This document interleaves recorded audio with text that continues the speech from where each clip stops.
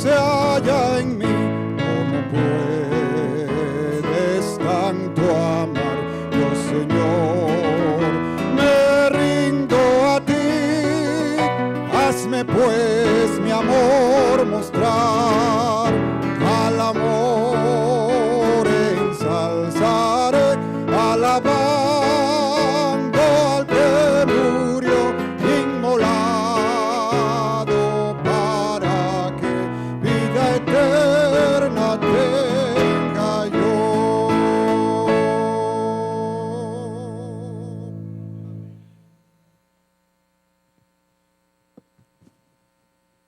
Uno, dos. Maranata. ¿Cómo se encuentran ustedes hoy?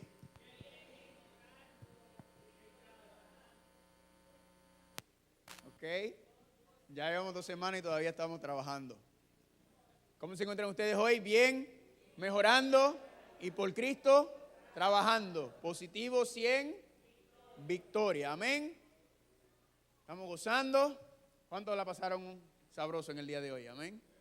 Amén, gloria a Dios, ¿verdad? Qué lindo es el sábado. El sábado podemos descansar, olvidarnos de las cosas del mundo y pasarnos con el Señor y la familia divina. Amén. Gloria a Dios. ¿Cuántos vinieron esta mañana? ¿Cuántos vinieron esta mañana, verdad? Mucha información, y esta noche les dije que íbamos a desglosar esa información porque estamos tratando con el tema más aterrador de la Biblia. La última advertencia a la tierra antes de que la ira de Dios caiga sobre esta tierra. El mensaje de los 3 ángeles de Apocalipsis 14. Antes de entrar en eso, vamos a dar un repaso de los temas que van a venir, descubriendo el Apocalipsis. ¿Cuántos están descubriendo el Apocalipsis? Amén. Fascinante, ¿verdad? Gozando. El tema de mañana, la imagen de la bestia, ¿verdad? Hoy hablamos sobre la bestia. Dice, cualquiera que adora a la bestia o a su imagen o a la marca de la bestia, recibirá la ira de Dios. Pues mañana en la noche vamos a tratar el tema de la imagen de la bestia. Mañana vamos a hacer igual que hoy, que vamos a empezar temprano porque el tema es abundante y hay mucha información que tocar. ¿Ok? So, van a haber 3 temas así. El de mañana y otro que viene en el futuro, que son un poquito más grandes. El del futuro es la esposa del Cordero.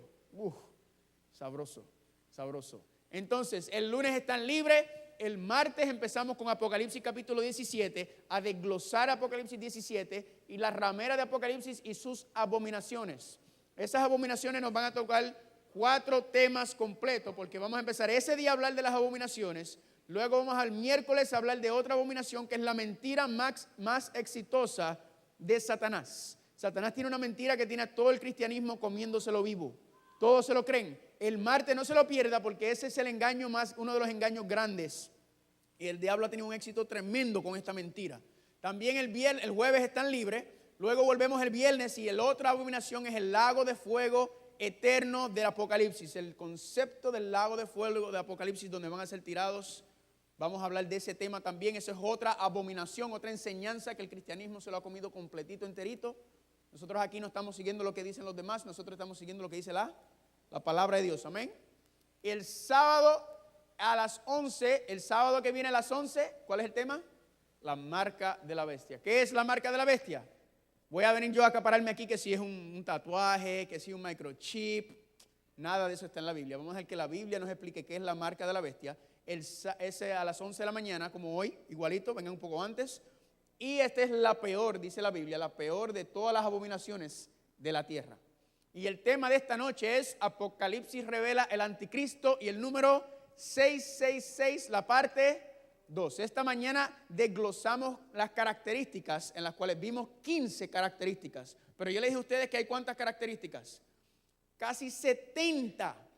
Y yo le voy a enviar toda esa información por correo. Yo la tengo toda, le voy a enviar las 70, pero no da tiempo en este seminario para desglosar los 70.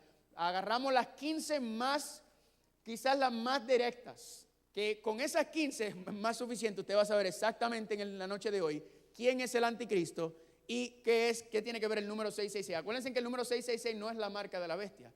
El número 666, esta mañana vimos que es el número que identifica el nombre de la bestia. Amén. No es la marca de la bestia, identifica el nombre de la bestia, y vamos a ver eso en esta noche. ¿Están conmigo? Vayan conmigo entonces a Apocalipsis capítulo 14 para empezar de una vez, porque hay mucho de qué hablar y el tiempo es corto. Apocalipsis Apocalipsis capítulo 14. Y vamos a empezar en el versículo 6.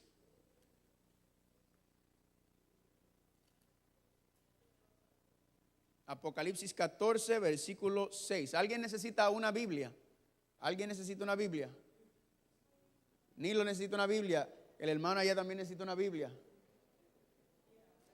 ¿Alguien más necesita una Biblia? Apocalipsis capítulo 14. Y vamos a empezar con el versículo 6. Allá.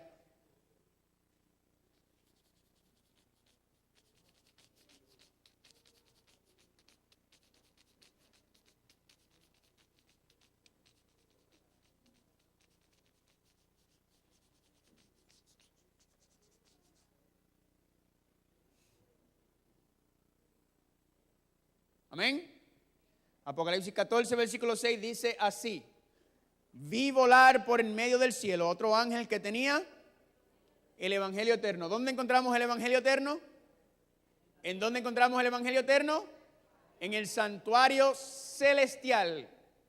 ¿El evangelio eterno para qué? Para predicarlo a los moradores de la tierra, a toda nación, tribu, lengua y pueblo. Todo el mundo, antes de que venga el fin, antes de la segunda venida de Jesucristo, va a escuchar este evangelio eterno. ¿Y cuál es el evangelio eterno? ¿Cuál es el euangelion? ¿Cuál es? No es solamente el perdón de los pecados en la cruz del Calvario, sino también es la victoria sobre el pecado a través de la santificación de la obra del Espíritu Santo en tu vida y luego la erradicación del pecado de este universo. Amén. De este mundo específicamente. Gloria a Dios por eso. Ese es el evangelio eterno. Amén.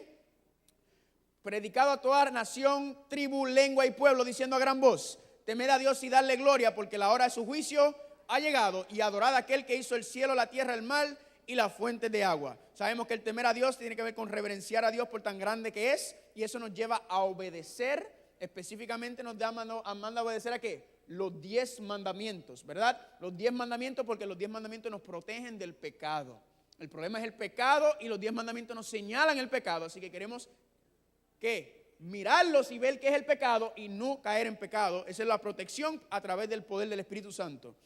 Luego dice darle gloria a Dios. ¿Cómo tú le puedes dar gloria a Dios? ¿A través de qué? De la renovación en el Espíritu Santo en proceso de santificación. Te va recreando tu a imagen y semejanza de Dios nuevamente, ¿verdad? Y eso viene ¿dónde? En la mente. Vamos a ver ahorita, van a ver unos temas fuertes. La Biblia se concentra en la mente porque la lucha es por el control de tu mente. El que controla la mente controla al ser humano. Y el diablo quiere controlar nuestras mentes, pero Dios nos quiere liberar. Amén. Dice, porque la hora de su juicio ha llegado. Vimos según la profecía de los 2300 días que el juicio en el santuario celestial, en el lugar santísimo del santuario celestial, empezó ¿en qué año? En el 1844, según esa profecía. Jesucristo empezó su ministerio como abogado, defensor, intercesor por su pueblo, como sumo sacerdote. Amén. El juicio es para condenar. ¿El juicio es para condenar? No, el juicio es ¿para qué? Para liberar, amén. Para decir, Carlos Muñoz merece entrar al reino de los cielos. Que Jesucristo está abogando por aquellos que han hecho una profesión de fe. Dios no está en el negocio de cerrarle la puerta a nadie, de negarle el acceso al cielo a nadie. Dios está completamente al revés, tratando de que todos se entren al reino de los cielos, pero no todos aceptan el llamado de Dios. Y luego dice, adorad a aquel que hizo el cielo, la tierra, el mar y las fuentes de aguas. ¿Cómo nosotros adoramos al que hizo el cielo, el mar, la tierra? ¿O cómo adoramos al Creador? La Biblia nos enseña categóricamente que cómo es que adoramos a Dios como Creador. Él nos dice que ¿qué? Que guardemos su santo sábado. Que guardemos el sábado. El sábado es el sello que nos señala quién es nuestro Creador. Y Él dice, guarda mi sábado como señal de que yo los creé. Amén. Ese es lo que la Biblia nos enseña. Y esta noche vamos a empezar a desglosar ese tema que está candente. Segundo ángel en versículo 8 dice, le siguió otro ángel diciendo, ha caído Babilonia, la gran ciudad, porque ha hecho beber a todas las naciones del vino, del furor, de su fornicación. ¿Por qué Babilonia cae? Porque Babilonia no escucha, Babilonia no enseña, Babilonia no predica y Babilonia no vive de acuerdo al primer ángel. Y porque no hace y no escucha la advertencia de Dios, cae. Y todo lo que están dentro de Babilonia, ¿qué les va a suceder? Versículo 9. Y el tercer ángel lo siguió diciendo a gran voz, si alguno adora a la bestia, a su imagen y recibe la marca en su frente o en su mano, él también beberá del vino de la ira de Dios que ha sido vaciado puro en el cáliz de su ira y será atormentado con fuego y azufre delante de los santos ángeles y del Cordero. Aquellos que adoren o obedezcan a la bestia o a su imagen o reciben la marca en su frente o en su mano, van a recibir la ira desmedida de Dios, sin filtro, sin misericordia, que va a caer sobre esta tierra. Amén. Eso es lo que dice la palabra de Dios. La última y más aterradora advertencia a la tierra. Ahora, el punto aquí es que no adorar a la bestia, no obedecer a la bestia. Nosotros tenemos que inventarnos quién es la bestia. Nosotros vamos a venir con filosofías humanas de quién es la bestia, o vamos a dejar que la palabra de Dios nos enseñe, ¿verdad? Esta mañana sacamos 15 características. 15 características que ustedes van a ver que contundentemente señalan a un solo sistema. ¿Ok? 15 características. Y usted va a ver que no hay lugar para malinterpretar esta profecía. No existe lugar. Las personas que malinterpretan esta profecía porque no abren su Biblia. Pedro dice que no hay interpretación privada. Yo no puedo venir aquí y decirle quién yo creo es la bestia. Yo tengo que comprobárselo con la Biblia. Y yo le dije a ustedes que yo no les voy a decir quién es el anticristo, quién es la bestia. Ellos mismos lo van a decir. El mismo sistema lo va a decir. ¿Están conmigo? Entonces, antes de saber la imagen y la marca, tenemos que conocer quién es la bestia. Ayer empezamos a desglosar, anoche vimos a Daniel capítulo 2, que Nabucodonosor vio una imagen, ¿verdad? Una estatua, y esa imagen le dio una profecía desde el tiempo presente de Daniel en Babilonia hasta el fin del tiempo. Y vimos que la cabeza de oro era Babilonia, el pecho de plata, Medo-Persa, luego vino el torso de bronce, Grecia, luego vino las piernas de hierro que representaron a Roma, y luego vino la división del imperio romano en barro y hierro, que vimos que es la unión del Estado y la iglesia. La unión del Estado y la iglesia cuando el imperio romano se dividió. Esta mañana vimos que habían 4 grandes bestias en Daniel capítulo 7 y en Apocalipsis capítulo 13. Y estas 4 grandes bestias representan ¿a quién? Babilonia, Medo-Persa, Grecia y el imperio romano nuevamente. Y nuevamente en la estatua habían 10 dedos de los pies, que son las 10 naciones. Aquí este animal, esta bestia inexplicable, tenía 10 cuernos. Y luego vimos que es una profecía paralela. Daniel capítulo 2, Daniel capítulo 7, Daniel capítulo 8, Apocalipsis capítulo 12, Apocalipsis capítulo 13 y Apocalipsis capítulo 17 están hablando del mismo sistema, pero nos están presentando de diferentes perspectivas. ¿Para qué? Para que nadie venga y diga una interpretación privada y digan, se tiene que confirmar con la palabra de Dios. ¿Están conmigo? Entonces, pero lo más importante de esta imagen y de esta bestia eran esos 10 cuernos y esos pies, porque vimos que era la unión del Estado y la iglesia. Y dice que habían 10 dedos del pie, o 10 cuernos, y entre medio de esos 10 cuernos se levantó un cuerno pequeño.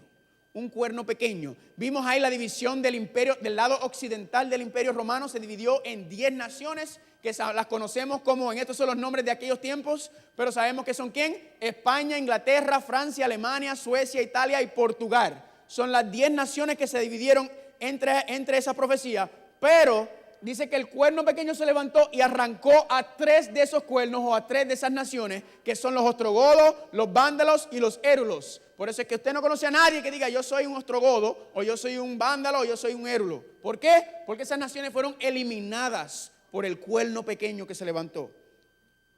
Y esto es fascinante para nosotros porque ya esto pasó en la historia, pero nosotros sabemos que estas profecías se dieron cientos y cientos de años antes de que cualquiera de estas cosas pasaran. Porque Dios dice que la prueba de que yo soy Dios es que yo le digo las cosas antes de que acontezcan, para que cuando acontezcan me crean por lo que viene en próximo. ¿Están conmigo?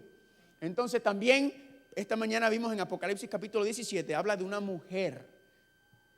Y una mujer representa ¿a qué en la profecía bíblica? Una iglesia. Pero esta mujer, contraria a la mujer de Apocalipsis capítulo 12, que era una mujer pura, limpia, blanca, vestida de la gloria de Dios, esta mujer se le llama ramera. Lo que quiere decir es que es una iglesia ¿qué? Infiel, una iglesia adúltera. ¿Y a quién le está pegando cuernos? Como quien dice en Puerto Rico, por si alguien no sabe. ¿A quién es que le están siendo infiel? A Dios. ¿Y esta mujer está sentada sobre qué? Sobre una bestia o una nación, la misma bestia de Apocalipsis 12, la misma bestia de Apocalipsis capítulo 13, la misma bestia de Daniel capítulo 7. ¿Y está vestida de qué? De púrpura y rojo, y tenía que prendas y joyas y maquillada y una copa con el vino de las abominaciones. Ese es el tema del martes. Amén. ¿Qué es esa copa? Hoy vamos a revelar quién es esta mujer, quién es esto. Entonces, le dije que la bestia de Apocalipsis y de Daniel tiene 5 etapas. La primera etapa, el Imperio Romano. Ya vimos eso. La segunda etapa es cuando el Imperio Romano se divide, el lado occidental se divide en 10 naciones. La tercera etapa es cuando después de esas 10 naciones se levanta el cuerno pequeño entre medio de esas 10 y arranca a 3 de esas naciones. Pero luego ese cuerno pequeño, lo vimos en Apocalipsis 13 esta mañana, que recibe una herida mortal de espada. Esa es la etapa que estamos ahora. El cuerno, ese cuerno pequeño tiene una herida mortal, pero esa herida se está sanando. Vamos a ver qué es eso en esta noche. Y luego dice que la última etapa es cuando esa herida sea sanada. ¿Qué va a hacer el cuerno pequeño? Nuevamente va a empezar a perseguir, porque va a unir, como vimos esta mañana, el Estado y la iglesia. ¿Están conmigo? Vamos a repasar las 15 características antes de entonces revelar quién es el anticristo, quién es este cuerno pequeño. Las 15 características son, número 1, se levanta del mar. Y vimos que el mar son pueblos, muchedumbres, lenguas, naciones. Lo que quiere decir que esta bestia se levanta, esta nación se levanta entre pueblos, muchedumbres, naciones y lenguas. Y sabemos que se tiene que levantar ¿de dónde? Del Imperio Romano. ¿Se levantó el Imperio Romano entre pueblos, muchedumbres, naciones y lenguas en medio de Europa? Sí. La segunda característica, el cuerno pequeño, la nación pequeña, salía entre ellos, o sea, se levanta entre las 10 naciones y después de los 10 cuernos. Lo que quiere decir es que este cuerno pequeño se levanta después que estas 10 naciones están establecidas. ¿Están conmigo? Se levanta después porque arranca 3 de esas. Y ya sabemos que, ¿dónde está? También vimos que las 7 cabezas, dice que tiene 7 cabezas. Y Apocalipsis dice que las 7 cabezas son 7 montes, geografía, sin fallar. La número 4, ese cuerno pequeño, ese anticristo, va a arrancar o derribar 3 cuernos o reinos de entre los 10 de Europa que ya hemos visto. Esa es la tercera etapa. La número 5 es diferente de los demás reinos. ¿Por qué ese cuerno, esa bestia es diferente? Porque une ¿qué? El Estado y la iglesia. Número 6, usa púrpura y escarlata y tiene muchas riquezas. Tiene un cáliz de oro y piedras preciosas y perlas. Lo que representa es que tiene mucho dinero, tiene mucho poder. La número 7, este cuerno pequeño parece más grande que sus compañeros, porque dice que es pequeño, sin embargo manda a los otros. Manda tanto a los otros que hizo que los otros 7 arrancaran a los 3 que no quisieron hacerle caso. Número 8, hablará grandes cosas, palabras, blasfemias contra Dios, que se sienta en el trono de Dios y se hace pasar por Dios. Y vimos esta mañana que una blasfemia es ¿qué? Que dice tener el poder para perdonar pecados, dice ser Dios y o el que está en el lugar de Dios, porque anticristo significa ¿qué? No que está en contra de Dios, sino que se sienta en el lugar de Dios. ¿Están conmigo? Tiene poder para perdonar pecados. La característica número 9 es que ese cuerno pequeño le hizo la guerra a los santos y le fueron entregados los santos o la iglesia en sus manos hasta tiempos y medio tiempo, que vimos que eran 3 años y medio, o que era lo mismo que 42 meses o 1260 días, pero sabemos que en la profecía un día profético es igual a un año literal. Este cuerno pequeño estuvo en poder por 1260 años. Hizo básicamente lo que quiso durante esos 1260 años. Número 10, pensará en cambiar los tiempos y la ley, echó por tierra la verdad. Se le llama hombre de pecado, perdición, inicuo. ¿Por qué es un hombre de pecado? ¿Por qué es un inicuo? Porque viola la ley de Dios. Le echó la ley, pensarán cambiar los tiempos en la ley. Número 11, echa por tierra o pisotea el santuario. Vimos que pisotea el santuario, lo que quiere decir es que pisotea ¿qué? El plan de salvación. Lo que quiere decir es que el plan de salvación establecido, y este cuerno pequeño, ¿qué hace? Lo desmenuza, lo trata de confundir. ¿Por qué? Porque ¿quién está detrás de este cuerno pequeño? El diablo. Y el diablo no quiere que la gente se salve. ¿El diablo qué hizo? Bueno, si me meto dentro de la iglesia, ahí soy mucho más efectivo que yéndome en contra de la iglesia. La número 12, el nombre blasfemo tiene un número de hombre y ese número es 666. Número 13, recibe una herida mortal de espada, que fue cuando se le quitó el poder civil. Esta mañana vimos que la otra espada es la espada del poder civil. ¿Por qué? Porque unía el Estado a la iglesia, unía la religión y la política. Pero la Biblia dice contundentemente que eso está prohibido por Dios. Jesús dijo, dale a César lo que es de César y a Dios lo que es de Dios. No me mezclen las dos. ¿Por qué? Porque el Estado le va a decir a la iglesia qué hacer o la iglesia le va a decir al Estado qué hacer. En ambos casos es una iglesia sin Dios y es un Estado perseguidor. Pero esa herida mortal es sanada, lo que quiere decir la última etapa, que este cuerno pequeño va a recuperar el poder civil, va a unir la iglesia y el Estado nuevamente. ¿Y qué va a hacer? Perseguir. Perseguir igual que hizo durante los 1260 años. Y dice que este poder estará presente hasta los postreros días y será destruido con la segunda venida de Jesucristo. ¿Están conmigo? Muy bien, vamos a orar antes de empezar.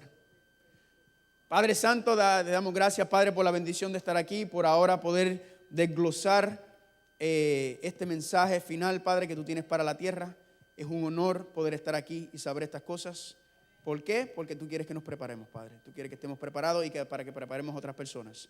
Ayúdanos, Padre, para que sea tu Espíritu el que nos dirija a toda verdad.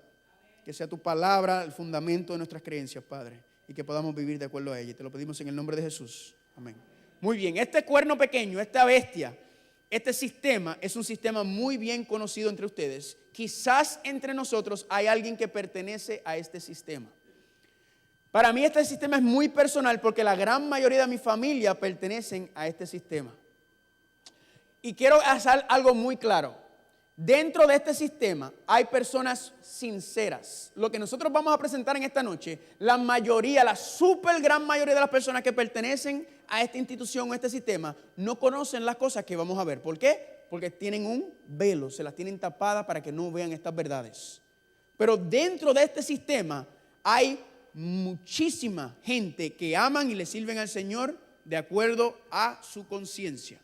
Simplemente están siguiendo una tradición, simplemente están siguiendo algo que se les enseñó y este sistema no sigue la palabra de Dios. ¿Están conmigo?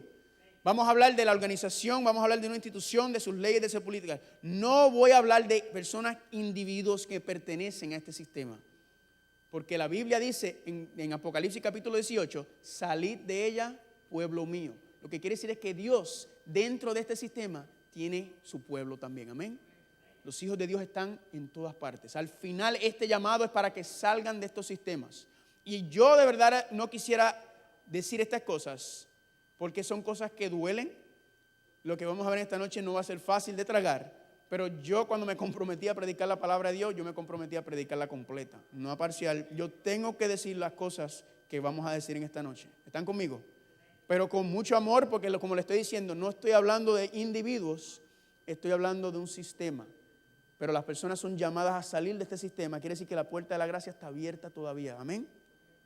Y casi las 70 características de las cuales habla el libro de Apocalipsis y Daniel y la Biblia, de las cuales hoy vamos a ver 15, señalan un solo poder, señalan una sola institución, señalan solamente un sistema puede cumplir con todas estas características.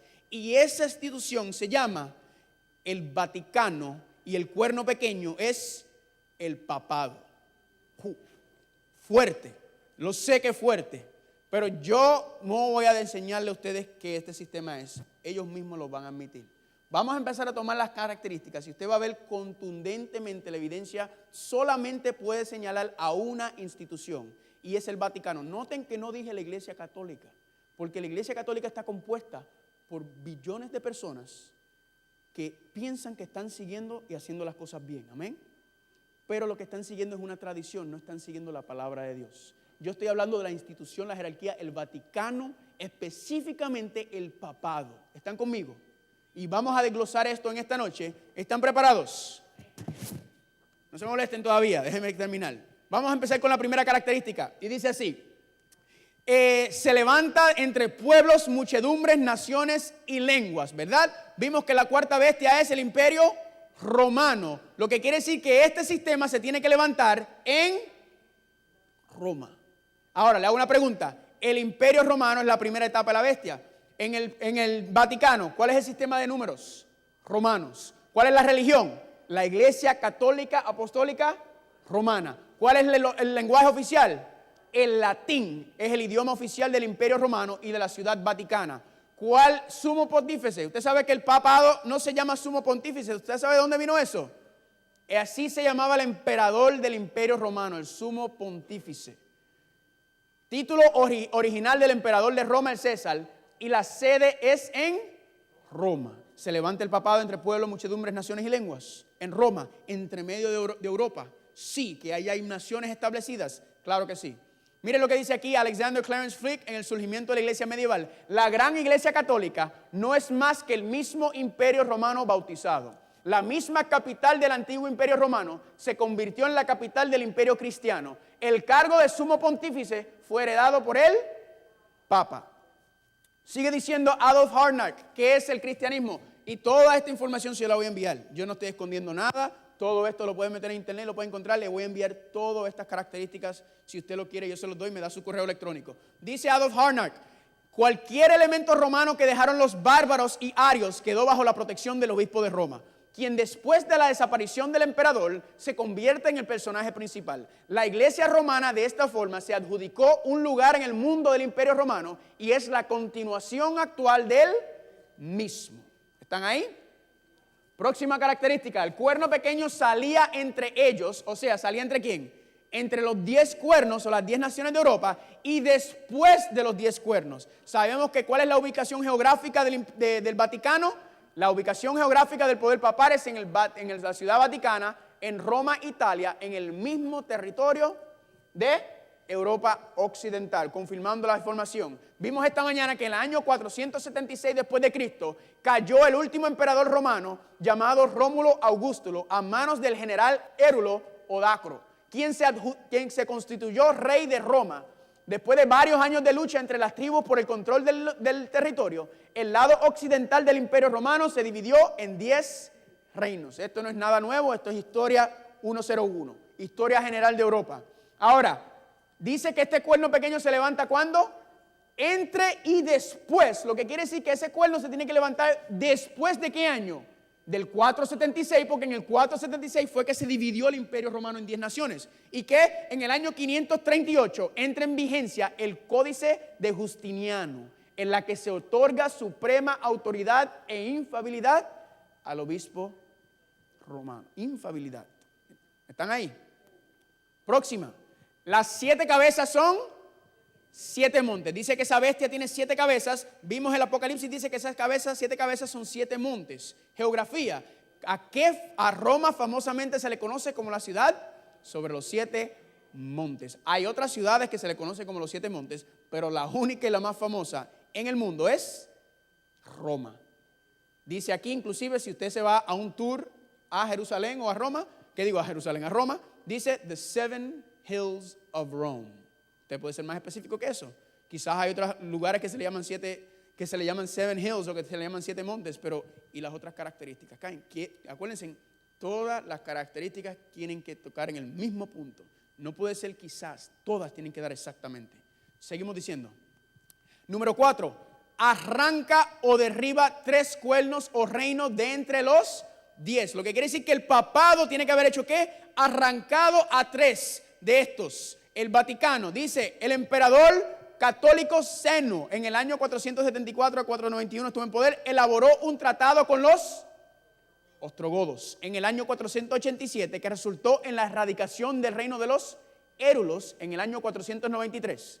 El emperador católico Justiniano, que fue el que puso el códice que le dio el poder absoluto al papado, ¿qué hizo él? Exterminó a los arios vándalos en el 534 y también destruyó el reino de los arios ostrogodos en el año 538. Dr. Mervyn Maxwell, teólogo e historiador, al pie de la letra. ¿Quién eliminó a esos 3 cuernos, a los érulos, los ostrogodos y los vándalos? El Vaticano los mandó a arrancar. ¿Por qué? Si usted sabe la palabra vándalo, ¿de dónde sale? Vandalizar. Porque cuando el Imperio Romano toma poder, obligaron su sistema de falsa adoración con imágenes y estatuas, y los vándalos y los érulos y también los ostrogodos sabían que lo que estaban imponiendo no iba de acuerdo a la palabra de Dios y se rebelaron. Se rebelaron en contra del sistema y empezaron a tomar esas estatuas y empezaron a vandalizarlas. a pintarlas, a romperlas, a llenarlas de huevo, y de ahí sale la palabra vandalizar. Arios es la creencia de que Cristo no es Dios. Eso fue un problema también que tuvo el Vaticano con ellos, es que creen que Jesús es una creación de Dios. Y hoy entre nosotros hay algunos que enseñan esto también, ¿verdad? Es una creencia ariana, pero la Biblia categóricamente no enseña eso. No tenemos tiempo para entrar en la historia de ello, pero muy interesante. Entonces, en el 538, y acuérdense de esa fecha, los ostrogodos fueron destruidos por los emperadores Zeno y Justiniano por orden del obispo de Roma. En el año 538 entra en vigencia el Códice de Justiniano, en el que se otorga suprema autoridad e infalibilidad al obispo de Roma. ¿Qué estaba haciendo? Estaba utilizando el Estado para erradicar o eliminar cualquiera que se fuera en contra de lo que dice el Vaticano. ¿Ha pasado esto ya? Se llama la Inquisición. Vamos a ver un poco más esto. Aquí están las 3 naciones: España, Inglaterra, Francia, Alemania, Suecia, Italia, Portugal. Las conocemos muy bien, pero estos 3 no están. ¿Por qué? La historia señala categóricamente que por orden del obispo de Roma, estas 3 naciones fueron erradicadas, utilizaron estos poderes para eliminarlos.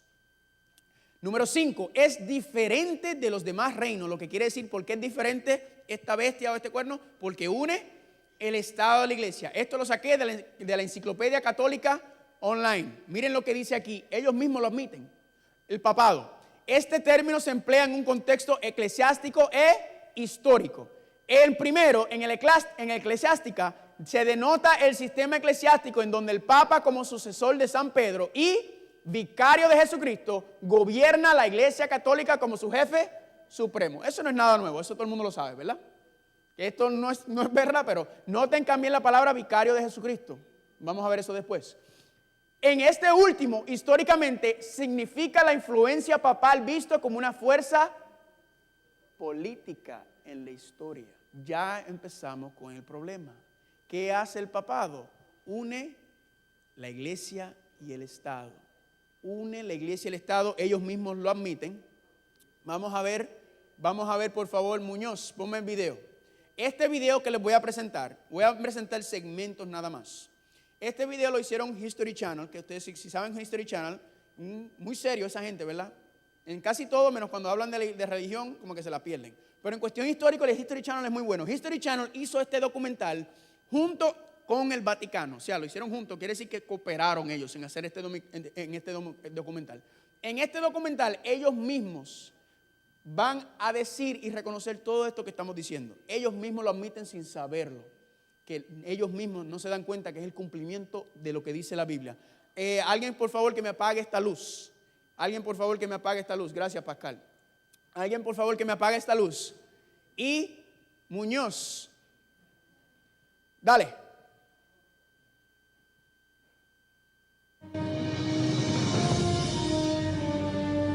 Durante casi 2000 años, esta colina romana ha tenido un lugar especial en el corazón de los católicos en todo el mundo. Este es el Vaticano. Cada año, millones de personas visitan sus capillas y museos. Pero ahora los llevaremos a los lugares donde los turistas no tienen acceso. Tras puertas cerradas de uno de los lugares más misteriosos y reservados del mundo. El Vaticano es la sede central de la Iglesia Católica a nivel mundial. Es donde el Papa vive y trabaja. Buenos días. Y difunde el Evangelio a más de 1.000 millones de fieles.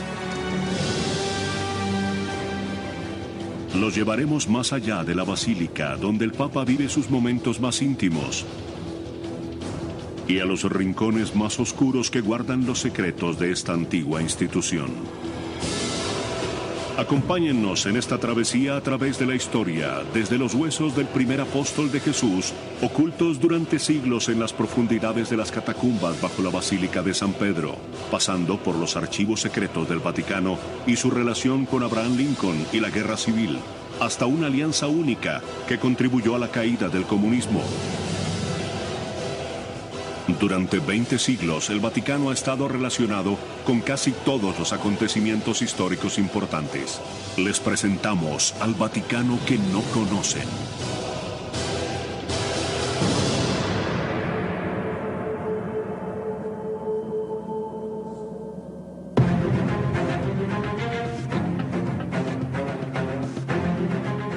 Domingo en Ciudad del Vaticano, el centro espiritual de los católicos de todo el mundo. Pero hoy no es un día normal en la Santa Sede. Se realizan los preparativos. Se refuerza la seguridad. Y el Papa se dirigirá a la multitud de creyentes en la plaza de San Pedro. Mientras los fieles se preparan para dirigir la mirada a la ventana del cuarto piso del Palacio Apostólico, Su Santidad el Papa Benedicto está sentado al lado de otra ventana a 35.000 pies de altura. El Santo Padre está de regreso de un viaje al extranjero y nuestras cámaras lo acompañan en su viaje. Aunque el Papa viaja con estilo, no tiene su propio avión.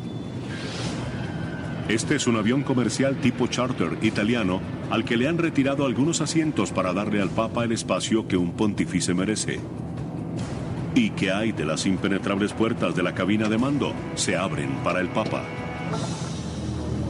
Muchas gracias, que tenga un buen viaje de regreso a casa. Gracias, hijo. Bendiciones. Adiós. Además, no hay que preocuparse demasiado por la seguridad cuando hay 2 aviones de combate escoltándote a casa. Para un momento, Muñoz. ¿Quién está escoltando al Papa? El ejército que... Ese es el italiano.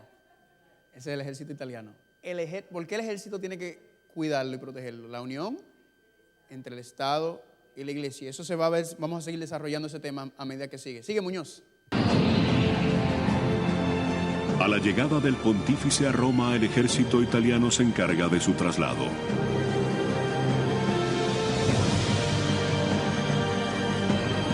Vuelan por encima del tráfico de Roma hasta su hogar en el Vaticano. Mientras sus santidades... Vamos a pasar al segundo segmento ahora. Hay 5 segmentos, ese fue el primero. Pero ahí están viendo el Estado y la Iglesia unida, ¿verdad? No hay ninguna razón porque eso no se le hace con ningún otro líder religioso en el mundo. No tiene ningún apoyo militar de ninguna otra nación. Solamente el papado. Dale, Muñoz. El país más pequeño del mundo. Tras sus muros se encuentran los secretos mejores. Con un área de apenas un poco más de 40 hectáreas, 8 ciudades del Vaticano caben dentro del Parque Central de Nueva York. Aunque es el país más pequeño del mundo, tras sus muros se encuentran los secretos mejor guardados de la historia. Ahora ahí. ¿Qué es el qué? El país más pequeño del mundo. 8 Vaticanos caben en el Parque Central. Usted sabe que el Vaticano tiene sus propias leyes, tiene su propio correo, tiene su propio ejército. Un ejército bien pequeño, pero un ejército que protege al Papa. Y todo, ellos se rigen dentro de Italia, dentro de Roma, y son un país completamente soberano. Soberano, independiente en todos los aspectos. Y vamos a ver por qué ya mismo. Sigue, Muñoz. Y la iglesia sigue viva.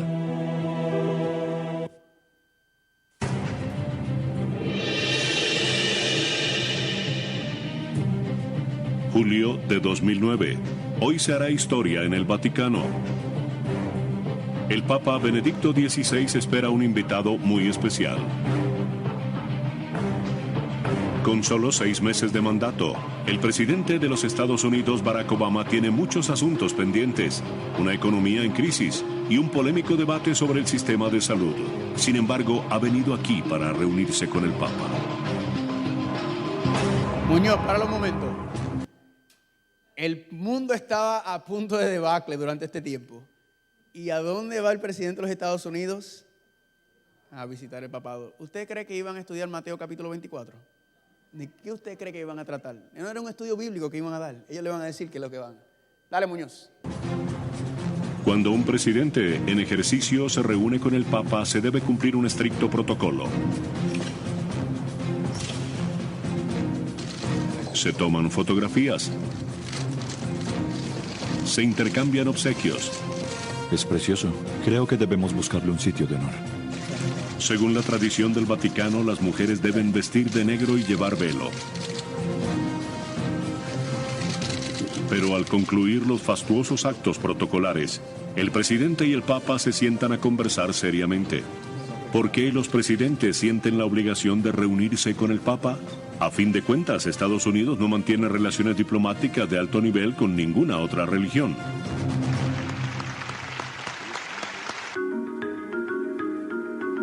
Esta relación es muy importante porque reúne al líder del mundo libre con uno de los principales líderes religiosos de la civilización occidental. Para un momento, niños. ¿Qué es el embajador?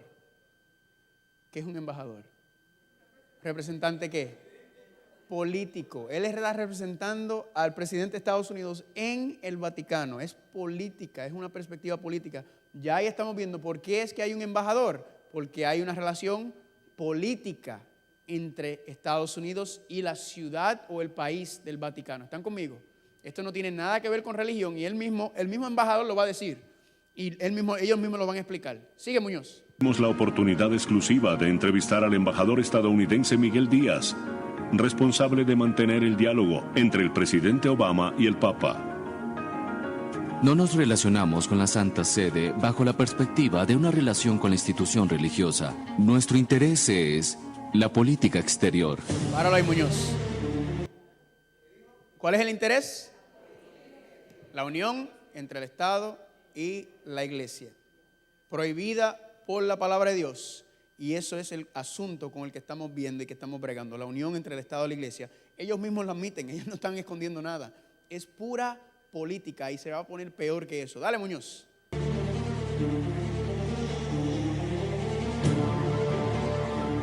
El Papa puede influir en los 1.100 millones de católicos que viven en cada esquina alrededor del mundo, y eso lo convierte en un poderoso aliado. La influencia de la Santa Sede alrededor del mundo es muy profunda. Debemos tomar en cuenta la presencia de los católicos a nivel mundial. Las ventajas de tener al Papa como aliado podrían parecer obvias en la actualidad. Próximo segmento.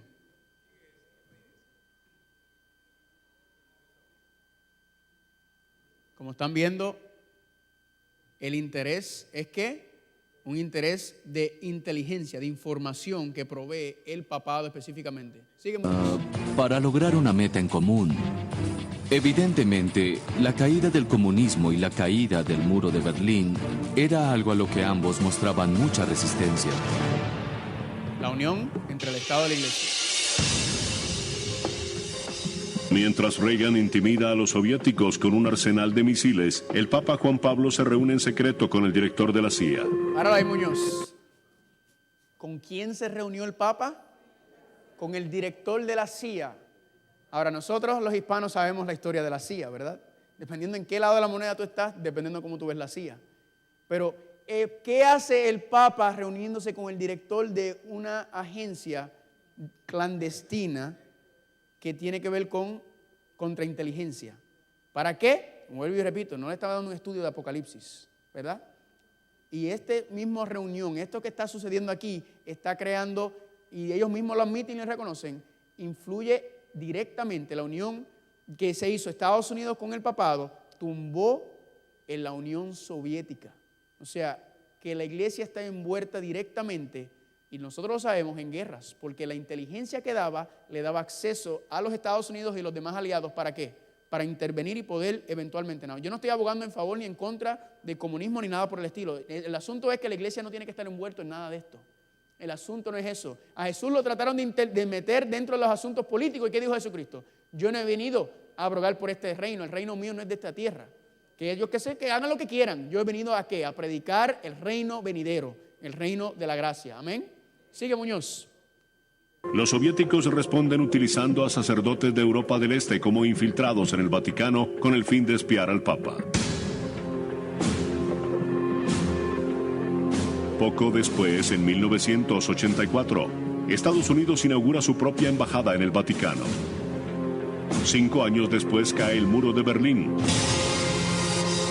y se inicia un nuevo capítulo en la relación del Vaticano con Estados Unidos. Desde hace más de 27 años hemos mantenido relaciones diplomáticas formales. Con el paso de los años, el Vaticano ha demostrado que es una valiosa fuente de información de inteligencia. Ninguna otra organización mundial cuenta con ciudadanos que viven en casi todos los países del mundo. El Papa tiene ojos y oídos por doquier. Es por eso que esta relación es una gran oportunidad. ¿Se acuerdan esta mañana en Apocalipsis capítulo 13 que decía que el cuerno pequeño tenía ¿qué? Ojos y boca, ¿verdad? La boca por las blasfemias, pero los ojos ¿por qué? Porque ven, él mismo lo dijo, ven en todas partes y recibe información en todas partes. Ese es el asunto político, por eso es que los Estados Unidos y todos los países del mundo tienen embajadores y están en un tipo de relación política con el Vaticano. Sigue Muñoz, yo creo que viene el último segmento ya mismo. Fuente de información de inteligencia. Ninguna otra organización mundial cuenta con ciudadanos que viven en casi todos los países del mundo.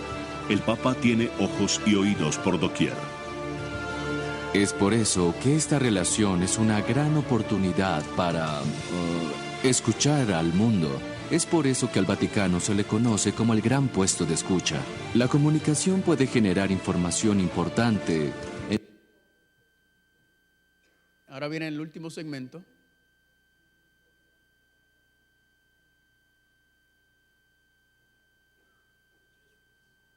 A las 7 de la mañana, el Santo Padre celebra una misa privada. Benedicto XVI es el 256º Papa de una sucesión de papas de casi 2000 años de antigüedad. La palabra papa no entró en uso sino varios siglos después de Cristo. Proviene del griego papa, que significa padre, y el papa es el Santo Padre. Es una denominación de honor. Él es el vicario de Cristo, el representante. Dos cosas. Vicario de Cristo. Acuérdense de esa palabra. Y dicen que es el representante de Cristo en la tierra. Segundo, dicen que es el Santo Padre o el Papa. Jesucristo dice bien claro, a nadie llamarás Padre, ¿verdad? Solamente a nuestro Padre Celestial. No hablando de nuestros padres biológicos, está hablando de Padre como nuestro originador, como nuestro Dios. ¿Están conmigo? Sigue. De Cristo en la tierra.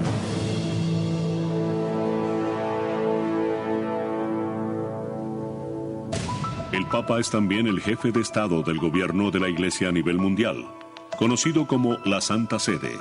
Los cardenales, hombres elegidos personalmente por el Papa, dirigen la Santa Sede. Su nombre no proviene del ave, más bien el nombre del ave viene de ellos. El rojo brillante simboliza la sangre que ellos están dispuestos a derramar al servicio del Santo Padre. Nadie puede dirigir una comunidad de 1.100 o 1.200 millones de fieles alrededor del mundo. Así que establecieron una superestructura administrativa. La figura del Papa es necesaria para que sirva de mediador y de árbitro alguien que tenga la última palabra. Su santidad es también el jefe diplomático de la Iglesia. Hace un llamado a los líderes mundiales y ejerce la influencia de los católicos sobre quienes están al mando. Para la inclusión. ¿Qué hace qué? Que ejerce su influencia sobre las demás naciones, ¿verdad? Jesucristo, yo no me acuerdo nunca de haber ejercido su influencia con los políticos. Jesucristo ni se entrometió con la política porque él dijo que eso no es el asunto de este tiempo. El asunto de este tiempo es el reino de los cielos. Aquí claramente están diciendo el Papa se reúne con todos los políticos corren a los pies del papado, lo buscan. ¿Por qué? Por la información y lo valioso que es y el poder que él tiene sobre los católicos en el mundo. Sigue Muñoz.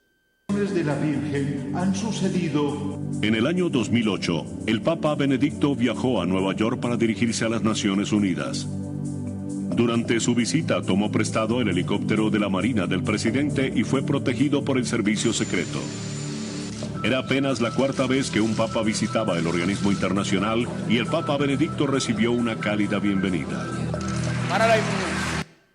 ¿Por qué? Le hago una pregunta. Benedicto fue a hablar a las Naciones Unidas en donde se reúnen todos los jefes de Estado de todos los países del mundo. Él fue como la cabeza de la Iglesia Católica o él fue como el jefe de Estado de la Ciudad Vaticana. Porque ahí no se aparece el líder de la Iglesia Bautista ni el líder de ninguna otra iglesia. Ahí el único líder de iglesia que puede ir a las Naciones Unidas y hablar en la Asamblea General es él. Porque él es ya lo decían, él es el jefe diplomático del Vaticano. Sigue Muñoz.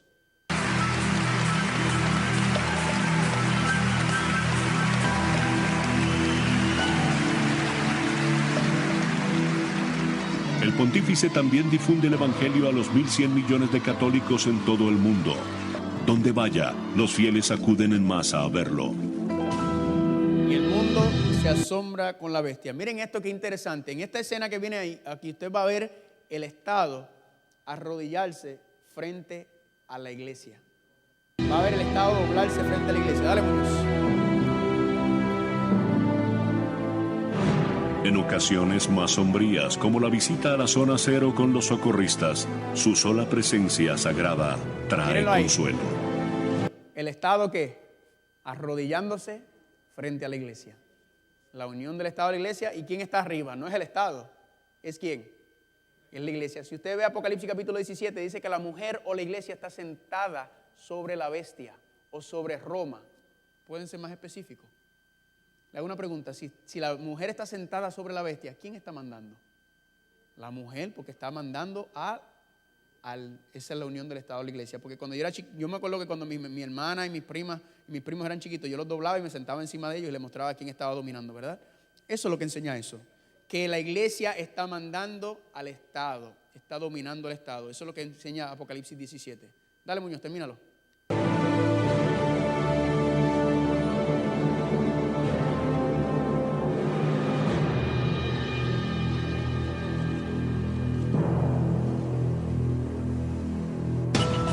Yo creo que ya, ¿verdad, Muñoz? Sí, ya terminamos con esa parte. Mañana vamos a ver un poco más porque mañana esto también, en el asunto de la imagen de la bestia, tenemos que ver un poquito de este video. ¿Están conmigo? Entonces, dice que es diferente de los demás reinos porque une el Estado y la iglesia totalmente prohibido por la palabra de Dios. Ellos mismos lo admiten, lo reconocen y no le dan miedo. Ellos lo dicen como si fuera algo bueno, ¿verdad? Como si fuera algo bueno. Vamos a seguir con las demás características porque nos faltan varias. ¿Están conmigo? Dice, los colores de la bestia eran ¿qué? De la mujer que estaba sentada sobre la mujer o la ramera que está sentada sobre la bestia o sobre el imperio romano. ¿Cuáles eran los colores que tenía? Púrpura y escarlata. Y esos son los colores oficiales del Vaticano. Si usted nota, el rojo es de los cardenales, el púrpura o el violeta es de los obispos. No hay nada escondido ahí. Si usted nota algo bien interesante, esos dos colores, dice que en Apocalipsis 17 que tenía rojo, púrpura y oro. ¿Cuáles eran los colores del sumo sacerdote? Rojo, púrpura, oro y azul. Pero usted sabe que usted nunca va a ver el azul relacionado con la iglesia católica. Nunca. ¿Sabe por qué? Nunca va a haber un sacerdote, un cardenal, nadie oficialmente vestido de azul, del color azul. ¿Sabe por qué? ¿Sabe por qué el azul es el color oficial de la nación de Israel? ¿Saben por qué? Números capítulo 15, versículos 37 y 40. También habló el Señor a Moisés diciéndole, habla a los hijos de Israel y diles que se hagan franjas en los bordes de sus vestidos por sus generaciones y que pongan en cada franja de los bordes un cordón azul. ¿Por qué el color azul? Y os servirá de franja para que cuando los veas os acordáis de todos los mandamientos del Señor. ¿Qué representa el color azul? Los 10 mandamientos. Dice, a fin de que los cumpláis y no sigáis vuestro corazón ni vuestros ojos, tras los cuales os habéis prostituido o adulterado, que es lo que pasa con la iglesia, para que os acordéis de cumplir todos mis mandamientos y seáis santos a vuestro Dios. ¿Por qué es que no tiene el azul? Por eso. Dice aquí, característica número 7. Este cuerno pequeño parece más grande que sus compañeros, porque el cuerno es pequeño y se levanta entre esas 10 naciones que son mucho más grandes que él. Sin embargo, este rey o este reino, aunque más pequeño, tendrá poder sobre los otros reinos. Por lo tanto, este reino o nación será pequeño en territorio, pero tiene autoridad sobre las otras naciones. Y esa es la historia durante esos 1260 años que vamos a ver ya mismo. El papado básicamente le decía a las otras naciones qué hacer. Los dominaba y los controlaba durante todo ese tiempo.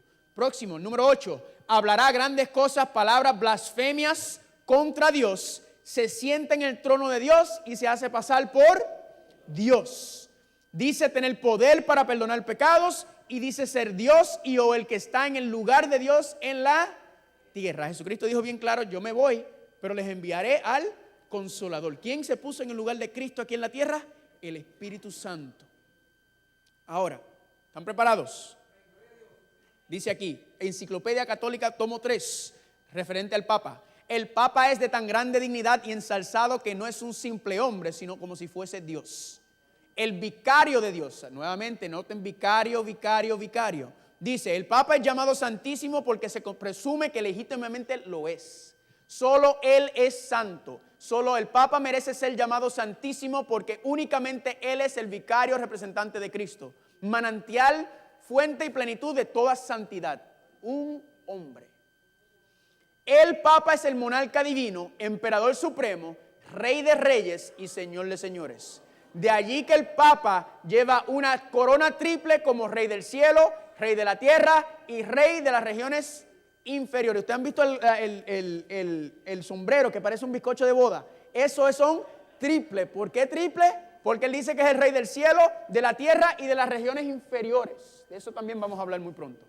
Además, la autoridad y el poder del pontífice romano no se refieren solo a las cosas celestiales, a los terrenales y a las que están debajo de la tierra, sino que llegan hasta sobre los ángeles, pues es mayor que ellos.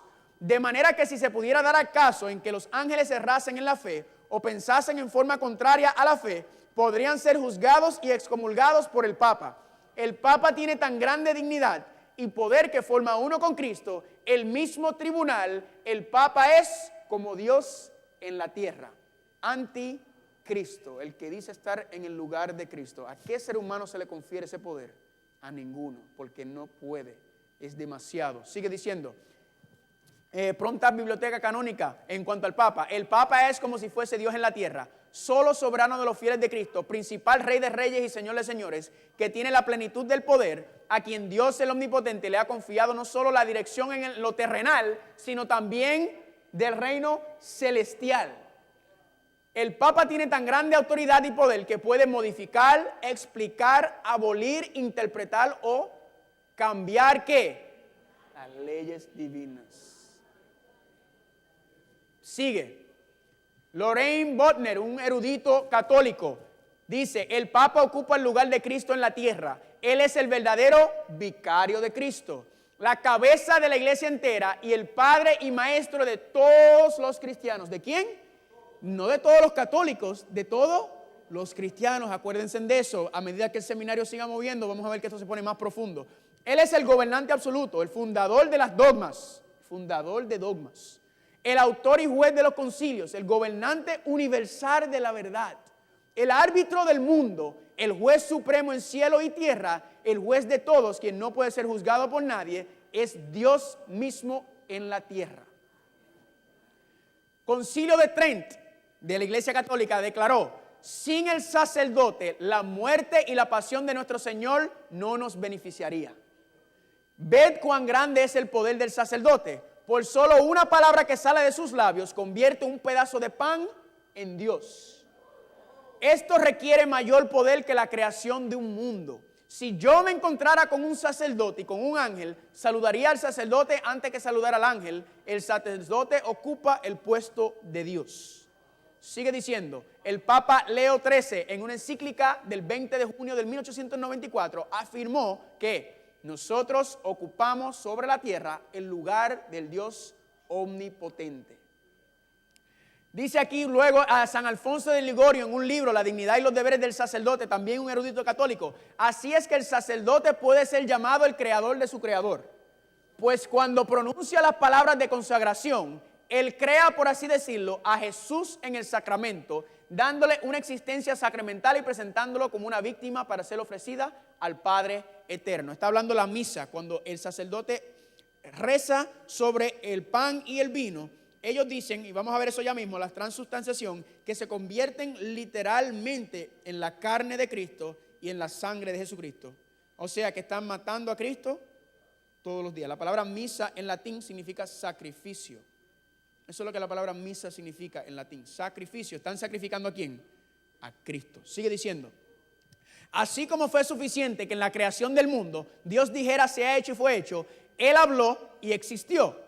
Así también es suficiente que el sacerdote diga, hoc est corpus meum, mi latín no es muy bueno, y he aquí que el pan ya no es pan, sino el cuerpo de Cristo.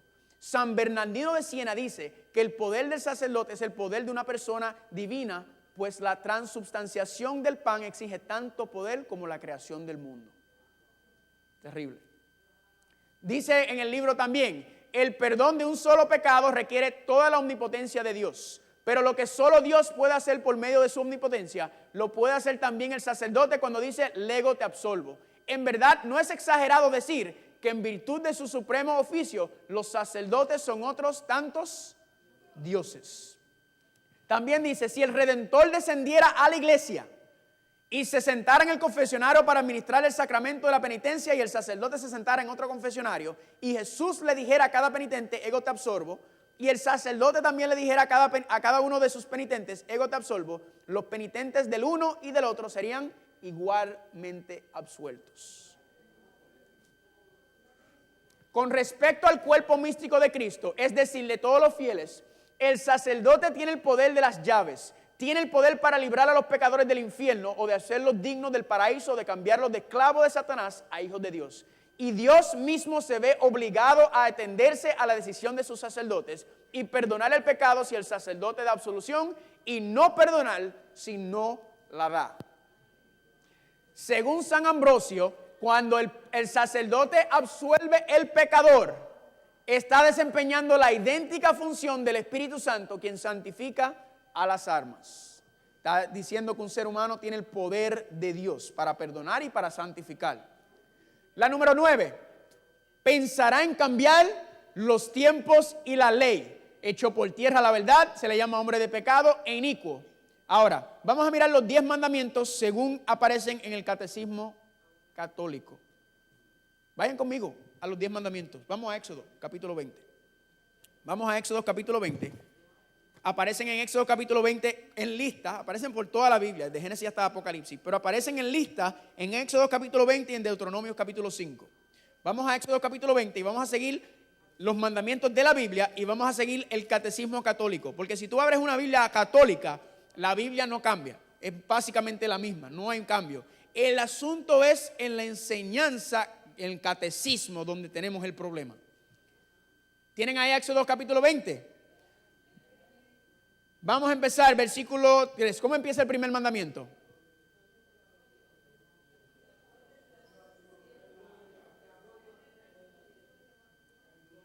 Amén. El primer mandamiento no empieza con que no tendrán otros dioses. El primer mandamiento empieza ¿cómo? Yo soy el Señor tu Dios que te saqué de la tierra de Egipto y de casa de servidumbre. ¿Por qué es que seguimos los 10 mandamientos? Porque Dios fue el que nos salvó. Amén. Dios nos dice, te saqué, ahora sígueme. Gloria a Dios por eso, amén. Gloria a Dios. Sigue diciendo, vamos a mirar los 10 mandamientos según el catecismo católico. Usted puede entrar en internet, puede comprar un catecismo católico y usted lo va a ver igualito. Estos son los 10 mandamientos aquí. Vamos a seguir los de la Biblia. Versículo 20, primer mandamiento. Yo soy el Señor tu Dios que te saqué de la tierra de Egipto, de la casa de servidumbre. ¿Por qué? No tendrás otros dioses ajenos de mí. ¿Cuál es el primero? Amarás a Dios sobre todas las cosas. Vamos a dejársela. La número 2, no tomarás el nombre de Dios en vano. Vamos a ver qué dice la Biblia, que es el segundo mandamiento. No te harás imagen ni ninguna semejanza de lo que está arriba en el cielo, ni debajo de la tierra, ni en las aguas, ni debajo de la tierra. No te inclinarás a ellas, ni las honrarás. Segundo mandamiento dice no hacer imágenes, ni adorar las imágenes. Aquí dice no tomar el nombre de Dios en vano. ¿Por qué usted cree que ese mandamiento lo quitaron? Porque cuando usted entra a una iglesia católica, ¿qué hay? Imágenes. ¿Y qué hacen? Ellos dicen, no, nosotros solamente estamos venerando. No, cuando usted se postra ante algo y usted le reza a algo, usted está diciendo que ese es Dios. Y está pidiéndole ayuda. De eso vamos a ver un poquito más después. Pero espérate, ahora tenemos un problema. Se eliminó el segundo mandamiento. Quiere decir que ¿cuántos mandamientos le tienen ellos ahora? 9. Tienen que resolver ese problema porque son 10, no son 9 mandamientos. Y vamos a ver ya mismo cómo lo resuelven. Vamos a ir a la Biblia, ahora seguimos. ¿Cuál es el tercer mandamiento? Santificarás las fiestas o el domingo. El tercer mandamiento según la Biblia, no tomarás el nombre del Señor tu Dios en vano. Aquí tomaron el segundo, como lo eliminaron, tuvieron que hacer ¿qué? Subirlos todos y el tercero se convirtió en el segundo. Ahora, ¿cuál es el de santificar la fiesta? Vamos a ver el cuarto mandamiento, versículo 8. Acuérdate del día de reposo para santificarlo, el sábado del Señor. ¿Y que ellos dicen? Santificarás las fiestas, santificarás el domingo. Las fiestas son todas las fiestas católicas que se corren a través de todo el año. Ellos dicen que tú tienes que atender esas fiestas y tienes que ir a misa el domingo, a menos que tengas otra cosa que hacer. Entonces no. Sigue diciendo, ahora de aquí en adelante los 2 mandamientos están cuadraditos casi todos. Honrarás a tu padre y a tu madre, no matar, no cometer actos impuros, fornicación, adulterio, no robar, no dar falso testimonio. Ahí estamos bien, porque si usted lee aquí el 5º mandamiento, honra a tu padre y tu madre. El 6º, no matar. El 7º, no comer adulterio o fornicación. El 8º, no hurtar. El 9º, no hablarás contra tu prójimo, falso testimonio, no mentir. Pero miren el 17, el versículo 17. No codiciarás la casa de tu prójimo, no codiciarás la mujer de tu prójimo, ni su siervo, ni su criada, ni su buey, ni su asno, ni cosa alguna de su casa. No codiciarás la mujer de tu prójimo es el 9º, no codiciarás los bienes de tu prójimo como el 10º. El 10º mandamiento dice no codiciar, punto. ¿Qué tuvieron que hacer para cuadrar los 10 mandamientos? Porque quitaron el 2º, tienen que dividir el 10º en 2. Pero es el mismo mandamiento. Pero como quitaron el 2º, tienen que ¿qué? Tienen que completar los 10 porque no van a decir 9. Pensará en cambiar los tiempos y la ley. Eliminaron el 2º mandamiento completito y el 4º lo cambiaron. ¿Están conmigo? Miren lo que dice aquí. Ya lo habíamos leído. El Papa tiene tan grande autoridad y poder que puede modificar, explicar, abolir, interpretar o cambiar aún las leyes divinas. Por eso es que dicen, nosotros podemos cambiarlo como nosotros queremos. Dice aquí, Catholic Press Sydney, Australia, agosto de 1990, el domingo es una institución católica y la demanda para su observancia solo puede defenderse basándose en principios católicos. Desde el principio hasta el final de las Escrituras, no existe un solo texto que autorice la transferencia de la adoración semanal pública del último día de la semana, sábado, al primero domingo. Ellos mismos confiesan y reconocen que ¿qué? ¿Cómo vino el cambio que se pasó, las que trataron de pasar la solemnidad del sábado al domingo? Ellos dicen, nosotros lo hicimos porque tenemos el poder para hacerlo. ¿Están yendo ahí? Eso es lo que está hablando. Sigue diciendo, Catecismo de Converso a la Doctrina Católica. Dice aquí, pregunta, ¿cuál es el día del sábado? Sabbath. Respuesta, el sábado es sábado. Pregunta, ¿por qué observamos el domingo en lugar del sábado? Respuesta, observamos el domingo en lugar del sábado porque la Iglesia Católica, vamos a decir el Vaticano, en el concilio de la Odisea, en el año 336, transfirió la solemnidad del sábado al domingo. Reconocen ellos, esto no es ninguna sorpresa para ellos lo dicen abiertamente. Todas las demás iglesias que están guardando el domingo están siguiendo ¿a quién? Una tradición católica, porque ¿de dónde salieron las iglesias protestantes? Del catolicismo, cuando se reveló la reforma protestante. Esto no es nada nuevo. Sigue diciendo, ¿cómo, cuándo y dónde? Esta es la pregunta que hacemos. ¿Cómo, cuándo y dónde se trató de cambiar la santidad, solemnidad y bendición del sábado, día santo del Señor, según las Sagradas Escrituras, a su observancia para el primer día de la semana o domingo? Ya nosotros lo sabemos, en el Imperio Romano. ¿Cuándo fue? Constantino, el rey Constantino, la ley dominical del 321, que todos los jueces y todos los habitantes de la ciudad y todos los mercaderes y artesanos descansen en el venerable día del sol. El sol, el domingo, ¿qué día se celebraba la adoración del sol? En domingo, Sunday. Y les expliqué a ustedes que por eso es que nosotros vemos que tenemos sábado y domingo libres. ¿Por qué tenemos sábado y domingo libres? Porque cuando el Imperio Romano se une, el sábado lo guardaban los cristianos, el domingo era el día principal de la adoración del sol. Constantino era un adorador del sol y Constantino cristianizó el Imperio Romano y se unió las creencias católicas con las creencias paganas. Por eso es que el 25 de diciembre se celebra el cumpleaños, el nacimiento de Jesucristo. Jesucristo no nació el 25 de diciembre. Jesucristo, la Biblia enseña que nació entre final de septiembre, principios de octubre. ¿Por qué se celebra el 25 de diciembre el cumpleaños de Jesucristo, el nacimiento? Porque se adoraba a Tamuz, que era el hijo del Dios Sol, del hijo del Dios Sol. Y cuando pasan y convierten al Imperio Romano en cristianismo, dicen, bueno, en vez de celebrar el nacimiento de Tamuz, vamos entonces a celebrar el nacimiento del hijo del Dios Sol, porque Tamuz era hijo de Nimrod, que se consideraba que se convirtió en el Dios Sol. Y vamos a transferir las imágenes. ¿Por qué? En el Imperio Romano tú podías adorar a Dios que tú quisieras, no importaba después que pusieras al César primero. Y tenían que imágenes de Zeus, de Ishatar, de cuántos dioses paganos y habidos por haber, porque Roma era una acumulación de dioses paganos por todas partes. ¿Y qué hicieron cuando se cristianizó? Bueno, en vez de Zeus vamos a llamar a este Pedro. En vez de Ishatar vamos a llamar a esta la Virgen María. En vez de este vamos a llamar a este Juan. Eso fue lo que hicieron. ¿Para qué? Para hacer la transición del paganismo al cristianismo más fácil. Dijeron, vamos a hacer esto para tratar de que la transición sea fácil. Y lo que hicieron fue, sin darse de cuenta, es que convirtieron el cristianismo en una amalgamación del paganismo. Y todas nuestras fiestas que creemos que son cristianas, todas están basadas en el paganismo que viene del Imperio Romano. Eso lo vamos a ver un poco más tarde. ¿Están conmigo? Dice el Diccionario Enciclopedio Hispanoamericano, ya lo habíamos leído sobre el domingo, dice así: el emperador Constantino en el año 321 fue el primero que ordenó una rigurosa observancia del domingo, prohibiendo toda clase de negocios jurídicos, ocupaciones y trabajos. Únicamente se permitía a los labradores que trabajaran los domingos en faenas agrícolas, si el tiempo era favorable. Una ley posterior en el año 425 prohibió la celebración de toda clase de representaciones teatrales y finalmente en el siglo VIII se aplicaron en todo su rigor al domingo cristiano las prohibiciones del sábado judaico. ¿Dónde en la Biblia dice que el domingo es cristiano? En ninguna parte de la Biblia dice que el domingo es cristiano. ¿Y dónde dice que el sábado era de los judíos? ¿El sábado se estableció dónde? En la creación. Jesucristo dijo, el sábado fue hecho para el hombre, para el ser humano. Siempre fue el plan de Dios y todavía es el plan hoy en día. No solamente podemos bíblicamente mostrar que el domingo no es el día del Señor, sino históricamente podemos mostrar cómo fue hecho el cambio. Y esa es la clave. ¿Están conmigo? Esa es la clave. Sigue diciendo, aquí los católicos se le ponen fuerte a los protestantes. Eres protestante y profesas tenerte por la Biblia y la Biblia sola. Y sin embargo, en un asunto tan importante como es la observancia de un día de cada 7, como el día santo, vas en contra de la clara enseñanza de la Biblia y pones otro día en el lugar de ese día que la Biblia ordena. Los católicos les sacan en cara a los protestantes. Ustedes dicen que siguen a la Biblia, pero ustedes no siguen a nosotros porque ustedes guardan el domingo.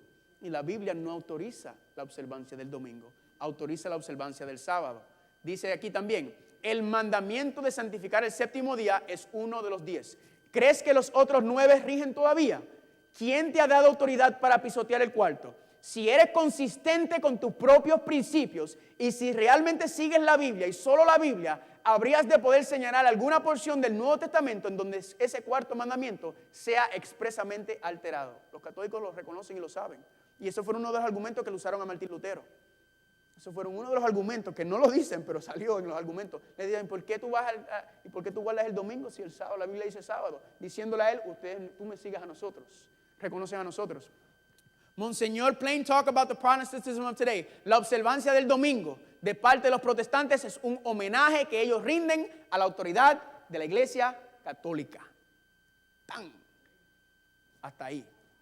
Tremendo. Ellos mismos lo admiten y lo reconocen. Yo no tengo que decir nada, ellos lo están diciendo. Pensará en cambiar los tiempos y la ley. El sábado, interesantemente, es el único mandamiento que es tiempo y que es ley también.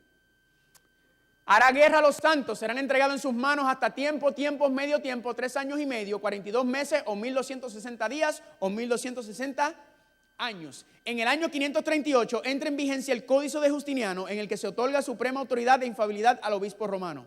El poder civil interrumpido. ¿El poder qué? Civil, interrumpido e incuestionable del papado comenzó en el año 538 después de Cristo, cuando exterminó la última nación europea en rebelarse contra ella, los ostrogodos. ¿Cuándo empezó el poder interrumpido e indiscutible del papado? En el año 538. Si le sumamos 1260 años, eso nos va a llevar a una fecha y nos va a decir, cuando sumamos 1260 al año 538, ¿nos lleva a qué año? Al 1798. Ahora, durante ese tiempo, de entre el 538 hasta el 1260 años, ¿qué hizo el Vaticano? La Inquisición y las Cruzadas. Los historiadores calculan que por lo menos conservadormente entre 50 y 100 millones de personas murieron bajo la jurisdicción de estos tribunales religiosos. Aquí hay una cita a la historia de la Inquisición en España. En España solamente 31.912 personas fueron quemados vivos. Dice aquí que la Iglesia romana ha derramado más sangre inocente que cualquier otra institución que jamás ha existido en la historia de la humanidad. No es un hecho cuestionado por ningún protestante que tenga buen conocimiento de la historia. ¿Qué estaba haciendo la iglesia, el Vaticano que impuso? Si usted no seguía lo que la iglesia decía, le llamaban un hereje, ¿qué hacían? Empezaron a establecer estas inquisiciones, lo que se llama, no es de santo, no tiene nada, es una inquisición. Y eran tribunales, y ellos iban por todos los países de Europa y establecían, y te enjuiciaban. Pero verdaderamente no era un juicio, porque no había nada de juicio. ¿Y qué hacían? Técnicamente, si tú le preguntas al Vaticano, ellos dicen, nosotros nunca matamos una sola persona. Y técnicamente es correcto. Ellos nunca mataron a una persona, ellos usaban al Estado para matarlo. Ellos lo enjuiciaban y lo entregaban al Estado para que lo ejecutaran. La unión del Estado y la iglesia. Le hago una pregunta, ¿quién mató a Jesucristo? El Estado. ¿Quién entregó a Jesucristo al Estado? La iglesia. Lo mismo que pasó antes, lo mismo ha pasado y lo mismo volverá a pasar. La iglesia le dice al Estado, mátalo. Y el Estado que dice, pero él no ha hecho nada malo. ¿Por qué? Porque Jesucristo no había violado ninguna ley civil. Jesucristo, según los judíos, no había violado la segunda tabla. Según ellos, él violó la primera tabla. Y el Estado no tiene derecho de entrometerse en la primera tabla. Y por eso el Estado le dijo, no, si él no ha hecho nada malo, él no ha violado ninguna ley civil, pero no, mátenlo, porque él dice que es Dios. Eso es lo mismo que va a ocurrir en los tiempos del fin, porque esto no es nada nuevo, porque ya pasó. Característica número 11, recibe una herida mortal de espada. Lo que quiere decir es que le fue quitado el poder civil, porque ayer vimos Romanos 13, dice que el poder civil tiene una espada, tiene para enforzar la ley. El poder civil interrumpido e incuestionable del papado comenzó en el año 538, cuando exterminó la última nación europea en rebelarse contra ellos, los ostrogodos. Ahora, vimos que el 538 al 1798, 1260 años de poder interrumpido básicamente. ¿Y qué sucedió en el año 1798? ¿Qué suceso histórico ocurrió en el año 1798? La Revolución Francesa. En el año 798, Napoleón Bonaparte envía a su general Alejandro Berthier a Roma y el Papa Pío VI fue llevado prisionero a Francia, donde murió en exilio en el año 1799. El mismo año que se cumplió la profecía, el mismo año que le pasó, se llevaron al papado en cautiverio, como dice Apocalipsis capítulo 13. En ese año vino Napoleón Bonaparte y envió a su general. ¿Por qué? Porque el Estado estaba cansado de los abusos de la iglesia. Estaban hartos. Europa estaba hasta aquí de la iglesia católica, específicamente del papado y de su poder y sus abusos. Y dijeron, hasta aquí ya estamos cansados, y Francia se rebeló completamente contra todo lo que tenía que ver con Dios.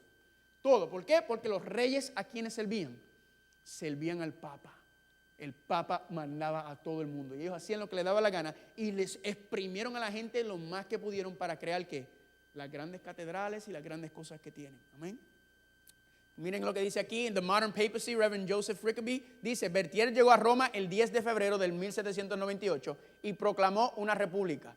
La mitad de Europa pensó que se seguiría a Napoleón, y en lo que se refiere al Papa, el papado estaba muerto. La herida mortal en el 1798. ¿Qué fue lo que pasó? Le quitaron el poder civil. El Estado dijo, ya no vas a tener más poder civil, te lo quitamos. Y ahí todo el mundo pensó que el papado había muerto. Se fue en cautividad y murió. Pero ahí no murió. ¿Por qué? Ahí no murió. Dice aquí, la herida mortal es sanada, lo que quiere decir que el papado va a volver a retomar el poder civil nuevamente. Dice aquí, el mundo pensó que en el 798 era el final del papado, la herida mortal, pero en el 1929, el presidente de Italia, Mussolini, que era parte del eje del mal con Hitler y con Japón, le devolvió al Vaticano su soberanía y territorio. Así empezó su herida mortal a sanarse, pero todavía no está totalmente sanada hasta que recupere el poder civil absoluto nuevamente. Usted va y busca el Tratado de Letrán del año 1929. Mussolini básicamente lo que dijo, el papado se le había quitado todo, no tenía nada. Y básicamente lo que dijo es, no le devolvieron todo el territorio, pero le devolvieron una partecita. Le dijeron, mira, ahí, esa es tu tierra. Y ahí nadie se va a meter contigo. Esa es tu jurisdicción, tú haces lo que tú quieras. ¿Y qué hace el papado ahora? Dice, yo soy rey nuevamente. tengo mi territorio, soy un líder, un rey político. Y ahí la herida empezó ¿a qué? A sanar, poco a poco. Pero todavía no, porque todavía no tienen el poder civil. Usted sabe que el papado en ningún momento reconocieron que estaban mal. Reconocieron a todos los millones de gente que mataron. Ellos nunca dijeron, nosotros estamos haciendo las cosas mal, tenemos que cambiar. Fue que se le quitó el poder. Ellos piensan por escritos contundentes de que ellos merecen y tienen la autoridad de volver a establecer y a forzar la religión. Pero Jesucristo nunca obligó a nadie a seguirlo. Jesucristo le enseñaba los dos caminos y ellos decidían. Ellos están imponiendo un sistema que no está autorizado por la Biblia. ¿Por qué? Por este mismo problema, por este mismo asunto. Dice, ¿están preparados? El nombre blasfemo, el nombre blasfemo tiene un número de hombre 666. Acuérdate, el 666 no es la marca de la bestia. El 666 es el número que identifica el nombre de la bestia.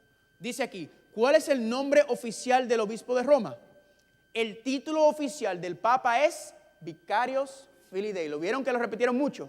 En el mismo documental lo repitieron mucho. Vicario Filii Dei, vicario de Cristo, vicario de Dios. Vicario Filii Dei quiere decir vicario de Dios en latín. Vicario Filii Dei. La traducción al español es vicario del Hijo de Dios, indicando que el Papa tiene el poder y la autoridad de Cristo en la tierra, que es el anticristo. Se sienta en el lugar de Cristo. Ahora es que se pone esto interesante.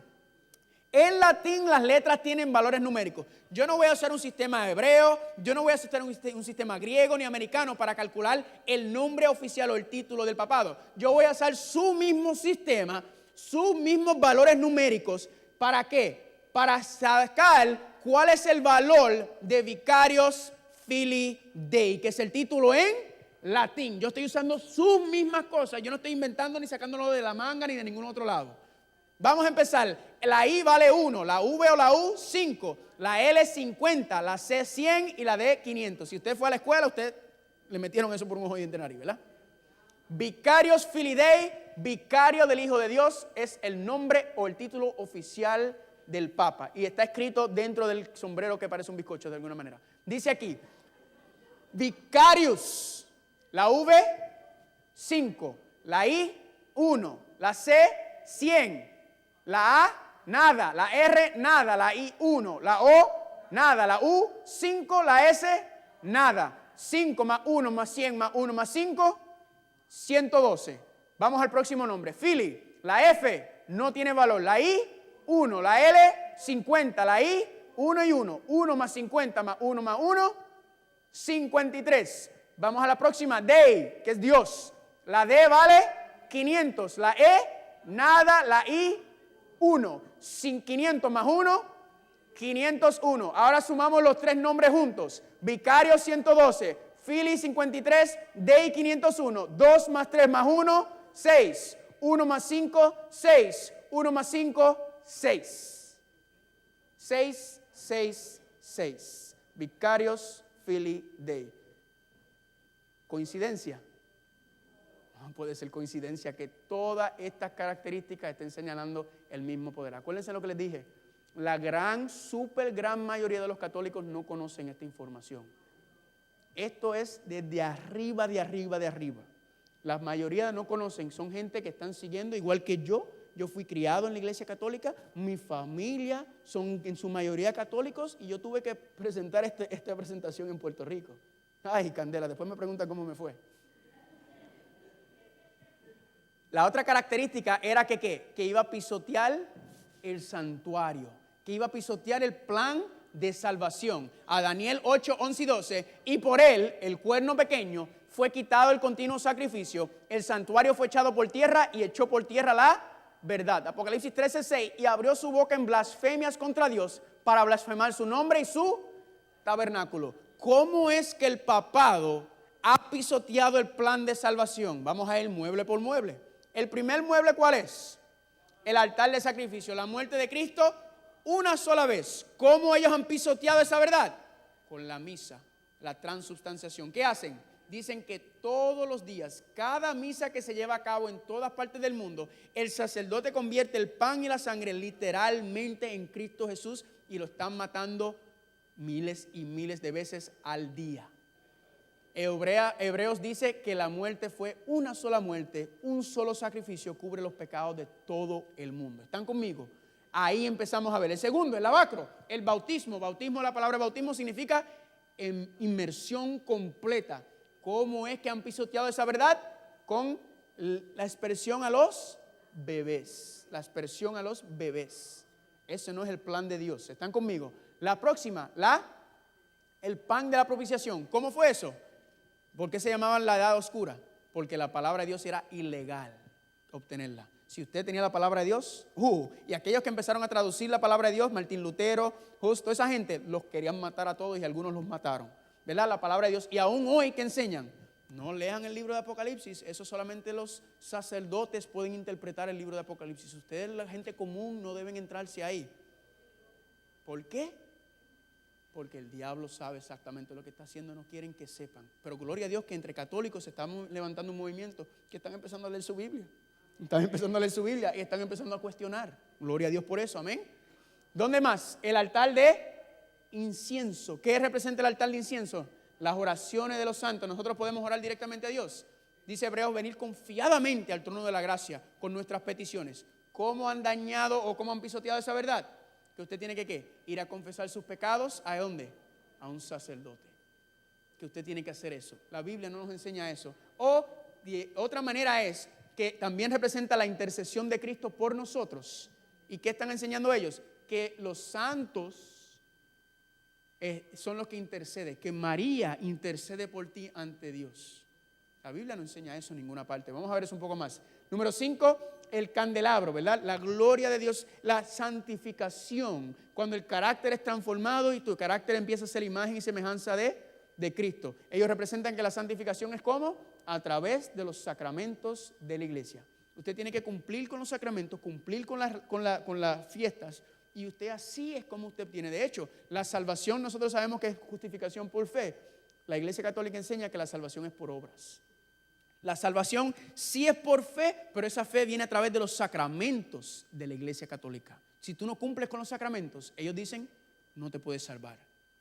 Vamos a ver eso ya mismo. Y el número 6, ¿qué estaba en el lugar santísimo?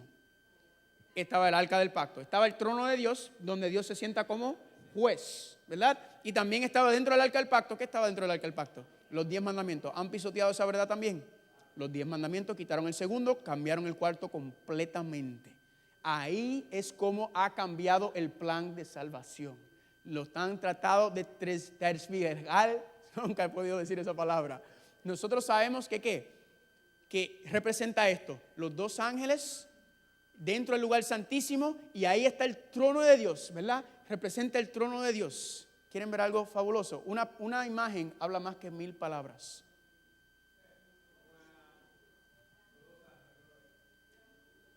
Los 2 ángeles. Esto, yo creo que son una representación de los 4 seres vivientes. No sé si lo están entendiendo. Ellos conocen muy bien lo que la Biblia dice. Está sentado ¿entre quién? Entre 2 ángeles. ¿Quién es el juez? Él. Esto no es nada nuevo, ese es Benedicto. Y no me equivoquen, Benedicto parece un tipo súper chulo, súper buena gente, ¿verdad? Súper bueno. No estoy hablando de Benedicto, porque ahora mismo, ¿qué digo? De Francisco. Porque Benedicto está vivo todavía. O sea, técnicamente hay 2 papas vivos, ¿verdad? El problema es que uno no tiene poder y el otro sí. El problema es la oficina o la institución del papado. No específicamente, directamente la persona que está sentado ahí. ¿Me están entendiendo? Es la institución. Parece ser un tipo súper chulo, pero también es jesuita. Vamos a hablar de los jesuitas ya mismo, no hoy. Y ahí está, sentado ¿dónde? Entre los 2 ángeles, sentado en el trono de Dios. ¿Están conmigo? El Papa Bonifacio, el octavo, hizo la siguiente declaración. Declaramos que es absolutamente necesario que toda criatura humana se sujete al pontífice romano para que pueda ser salvo. Absolutamente necesario que tú te tienes que someter a lo que dice el Papa si tú quieres ser salvo. Eso lo dijo el Papa Bonifacio. Miren lo que dice aquí. Si usted comió y usted está un poco irritado ya, prepárese para lo que viene. Esto es quizás el más difícil de todas las citas que tengo. Cuando el sacerdote pronuncia las tremendas palabras de consagración, él alcanza hasta el cielo, hace que Jesús descienda de su trono y lo coloca sobre el altar para ser ofrecido de nuevo como la víctima por los pecados del hombre. Esto es un poder mayor que el de monarcas, de potentados, es mayor que el poder de los santos y los ángeles, mayor que el poder de los serafines y querubines. En efecto, es mayor aún que el poder de la Virgen María. Pues mientras que la bendita Virgen fue la agente humana por medio de la cual Cristo se encarnó una sola vez, el sacerdote hace que Cristo descienda del cielo y lo encarna sobre el altar como víctima eterna por los pecados del hombre, y no una vez, sino miles de veces. El sacerdote habla y Cristo, el Dios eterno y omnipotente, inclina su cabeza en obediencia humilde al mandato del sacerdote. Eso, familia, es blasfemia. Blasfemia. Eso es lo que ellos dicen. Ahí están, tomaron el altar de sacrificio y lo pisotearon. Los matan miles y miles de veces. Dice aquí, además de esto, el poder del sacerdote es mayor que el de la bendita Virgen María, pues aunque esta Madre Divina puede orar por nosotros y obtener todo lo que ella quiere, ella no puede absolver ni un solo cristiano de su pecado más pequeño. María, no tenemos que negarle que María era una mujer santa, amén. Para que ella fuera la madre que trajera a Jesucristo, es una mujer santa y media, una mujer consagrada como quizás ninguna otra mujer en esta historia. Pero de eso a adorarla son dos cosas muy diferentes. ¿Cómo es el asunto? Esto es lo que enseña la Iglesia Católica. Cuando nosotros oramos, nuestras oraciones suben y María lleva las oraciones a donde Jesucristo. Y ella básicamente persuade a Jesucristo a que perdonen tus pecados. Y mira, Jesús, por favor. Y Jesucristo lo ponen como que medio, no quiero. Pero por favor, hazlo. Y Jesucristo, está bien, madre, lo voy a hacer por ti. Pero la Biblia enseña eso. La Biblia dice que porque hay un solo Dios y un solo mediador entre Dios y los hombres, Jesucristo hombre. Nadie más puede interceder porque ningún otro ser humano puede ni se ha atrevido a entrar al lugar santísimo, a la presencia del Padre. Solamente Jesús. La Biblia dice que Enoc está en el cielo, que Moisés está en el cielo, que Elías está en el cielo y hay otra gente que no conocemos el nombre, pero fuera de eso nadie, pero ninguno puede entrar al Santísimo. ¿Por qué? Porque está la presencia del Padre ahí. Jesucristo es el único que se ha atrevido a presentarse frente al Padre. ¿Están conmigo? Apocalipsis 13:3. Vi una de sus cabezas como herida de muerte, pero su herida mortal fue sanada. Y se maravilló toda la tierra en pos de la bestia. La palabra griega thamasud, admire, have an admiration, marvel, to wonder. Le hago una pregunta, ¿está el mundo maravillado con el papado? Francisco está hecho una superestrella en la portada de todas las revistas, donde quiera que se aparece. Nosotros vimos las imágenes en el video, donde quiera, y Benedicto no lo querían tanto, y como quiera, la gente recorría en millones a ver a Benedicto. Francisco es mucho más popular porque se muestra más humilde, un hombre que se preocupa por los pobres, un jesuita. Entonces, miren esto. Esto fue la reunión de jóvenes en Alemania hace 4 años atrás. Millones y millones. Esto fue en Brasil el año pasado. Millones y millones fueron a escuchar al Papa. El mundo está maravillado. Cada vez que el Papa mueve un dedo, Fox, CNN, todo el mundo está cubriendo todo lo que hace el Papa. Cada vez que hace algo, el mundo está ¿cómo? En asombro. El mundo está enamorado del Papa. ¿Por qué? Hasta los que no son religiosos están volviéndose locos. Pero la característica número 15 dice que estará presente a los postreros días y será destruido con la segunda venida. La Biblia nos enseña en Daniel capítulo 2 que esa roca va a caer en esos pies, en esa unión entre el Estado y la iglesia que se está estableciendo y que estamos viendo. Según de Tesalonicenses 2:8 dice, y entonces será revelado este inicuo. Inicuo es anomia, violador de ley, y a quien el Señor matará con el espíritu de su boca y destruirá con el resplandor de su venida. Eso es lo que viene. Miren esto. ¿A quién y cómo tú adoras? ¿Quién es tu Dios y cómo tú adoras a Dios? Tiene que ver con cuáles mandamientos. Los primeros 4. La número 1, ¿cómo lo han violado? Dice ser Dios en la tierra. La número 2, trató de quitar el segundo mandamiento. Número 3, blasfema el nombre de Dios. Y la número 4, trató de cambiar el santo sábado. Han pisoteado la ley de Dios, han pisoteado la verdad de Dios. Y los primeros 4 mandamientos, que son nuestra adoración hacia Dios, las 4 las han hecho ¿qué? ¡Pum! Las han hecho a un lado. ¿Por qué? Porque dice ser Dios sobre la tierra. Pero Apocalipsis capítulo 18, versículos 12 al 4, dice algo muy interesante. Ha caído la gran Babilonia. Salid de ella, pueblo mío, para que no seas partícipe de sus pecados, ni reciba parte de sus plagas. ¿Qué es el llamado? Dentro de la Iglesia Católica hay muchos fieles a Dios. Muchos. ¿Y qué está diciendo Dios en los tiempos del fin? ¿Cuál es el mensaje que estamos diciendo? Babilonia va a caer. Salgan de ella. No es que reformen a Babilonia. Babilonia no se va a reformar. Sal de ella, pueblo mío. Dios está llamando a la gente a salir de Babilonia. A medida que seguimos siendo, el Vaticano es la cabeza de Babilonia, pero no es el único. Vamos a seguir estudiando y vamos a ver que Babilonia se compone de muchas otras cosas, no solamente de la Iglesia Católica. ¿Están conmigo? La enseñanza es enseñar esto para que salgan de ella, pueblo mío. Dios tiene hijos fieles en todas las iglesias y en la Iglesia Católica más aún, porque hay billones de católicos. ¿Están conmigo? Familia, Jesucristo viene muy pronto. ¿Para qué es esto? Esto no es para que te aterrices, esto no es para que te asustes, para nada. ¿Esto es para qué? Para que agarremos ánimo. Cómo la Biblia es tan exacta. De las 15 características que estudiamos hoy, cada una de ellas señala solamente a una institución, a un poder. Aunque duele en el corazón, al Vaticano, específicamente al papado. ¿Para qué es esto? No salga corriendo, por favor, ahora a su familiar católico y dile que el Papa es el anticristo. Por favor, no lo haga. Porque si yo hubiera hecho esto, me hubieran desheredado completamente. Usted lo que va a hacer ahora es que usted se va a poner a orar por sus familiares y sus amistades católicos y va a empezar a orar, y lo primordial que tienen que ver ellos es que tienen que ver a Cristo en ti. Ellos tienen que ver el poder de Dios trabajando en tu vida. Ellos tienen que ver el reflejo de la gloria de Dios a través de tu transformación, a través de tu carácter ser renovado, para que entonces ellos te van a decir: ¿y por qué tú eres tan alegre? ¿Por qué tú eres tan feliz? ¿Por qué tú sigues a Cristo? ¿Por qué tú estás haciendo esto y lo otro? Y ellos van a venir. No le vaya diciendo eso, porque lo que va a hacer es poner una pared. ¿Están conmigo? El llamado es orar por estas personas que están dentro de ese sistema. Y yo se lo digo con el corazón aquí, porque la mayoría de mi familia son católicos. ¿Pero qué tenemos que hacer? Orar por ellos. Amén. Estas verdades son preciosas porque nos están diciendo que no caigamos en este engaño. Pero seguimos con los estudios, seguimos estudiando y seguimos averiguando más. Amén. Mañana el tema es la imagen de la bestia. Ya sabemos quién es la bestia, ya sabemos quién es el anticristo, es el Vaticano. Ahora, la imagen. Dice que la segunda bestia o la segunda nación le va a hacer una imagen al Vaticano.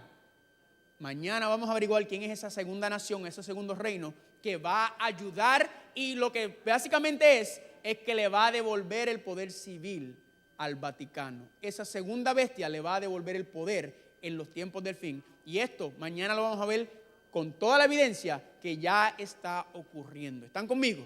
Así que recuérdense, quizás yo hablé muy rápido hoy, quizás era mucha información. Familia, yo les voy a enviar todas mis notas, todas las citas, las tengo en inglés y en español. Todo eso se lo voy a enviar a ustedes para que lo tengan. Amén. También se van a llevar 2 estudios. ¿Por qué 2? Porque desde esta mañana no los repartimos. Justo a tiempo, las citas proféticas reveladas tienen que ver con la profecía de las 70 semanas y la profecía de los 2300 días. Amén. Esto se está apretando, hasta la escuela se está apretando, ¿viste? Y también se van a llevar el otro estudio, que es ¿quién es el anticristo? ¿Están conmigo? Ahora, quizás todo le entró por un oído y le salió por el otro. Quizás usted está cansado, quizás se quedó dormido, quizás yo hablé demasiado rápido, no sé. Pero hay una promesa que no importa lo que pasa en este lugar. Cuando tú salgas de este santuario, yo nunca quiero que te olvides de una promesa que Dios tiene para ti. ¿Cuál es esa promesa? Isaías 41:10. ¿Qué dice? No temas, porque yo estoy contigo. No desmayes, porque yo soy tu Dios. Yo te doy fuerzas, yo siempre te ayudaré, yo te sostengo con la diestra de mi justicia. ¿Quién está a la diestra de la justicia del Padre? No importa lo que el diablo vaya a hacer, no importa el sistema de falsa adoración que el diablo va a imponer en el tiempo del fin para matar a aquellos que no siguen al Vaticano, que no obedecen al Vaticano. La promesa es que Dios siempre va a estar con nosotros, siempre nos va a ayudar, siempre nos va a levantar. Amén. Pero si usted quiere hacerle esa promesa suya y quiere escribirla con piedra en su mente y en su corazón, usted tiene que hacer una cosa. Porque esto no es simplemente en el vacío. Usted tiene que prepararse también. ¿Y qué dice Mateo capítulo 6, versículo 33? Buscad primeramente el reino de Dios y su justicia, y todas estas cosas os serán añadidas. Tú tienes que hacer de Dios primero en tu vida. Amén. Si tú buscas a Dios primero en tu vida y te levantas y le dedicas el día y te pones a orar y te pones a estudiar tu Biblia, yo también les voy a enviar a ustedes el plan de oración y estudios que yo hice, como yo me preparé y fui haciéndolo para que ustedes lo tengan también. Ahora mismo ustedes están estudiando la escuela bíblica, si ustedes tienen para estudiar, amén. Oren, dile al Señor, sigue dándome la información, sigue ayudándome a ver las cosas. Al final se los voy a enviar para que ustedes también lo tengan. Pero tenemos que hacer ¿qué? Busca. Dios dice, si tú me pones a mí primero en tu vida, yo te voy a dar todo lo que tú necesitas y más. Amén. Esa es la promesa bíblica. Agárrate de ella y tírate para donde sea y tú vas a ver que el Señor va a estar contigo. Amén. Nos vemos mañana a las 7:30. Acuérdense, a las 7:35 yo arranco, porque este tema también es un poco abundante. Le voy a pedir al pastor Nixon Thomas que venga a despedirnos en oración y quiero que se haga una oración muy especial, especialmente por nuestros familiares, nuestros amigos, nuestros vecinos católicos. Amén. Porque hay que orar mucho para que puedan venir y reconocer que están siguiendo tradición y no la palabra de Dios. Gracias, Carlos. Hermanos, creo que esta noche hemos tenido mucha información, demasiada, pero gloria a Dios. Nos vamos llenos. Esa información no es para que entre por aquí y salga. Es para que entre por aquí y choque acá atrás y se quede y pueda compartirlo con los demás. Verdades profundas que espero que ustedes la puedan retener. Vamos a ponernos de pie para orar.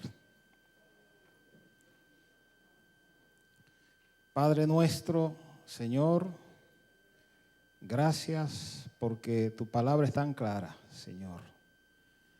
No necesita añadidura. Gracias porque en esta noche nos ha dado espíritu sobrio. Hemos escuchado de tu palabra.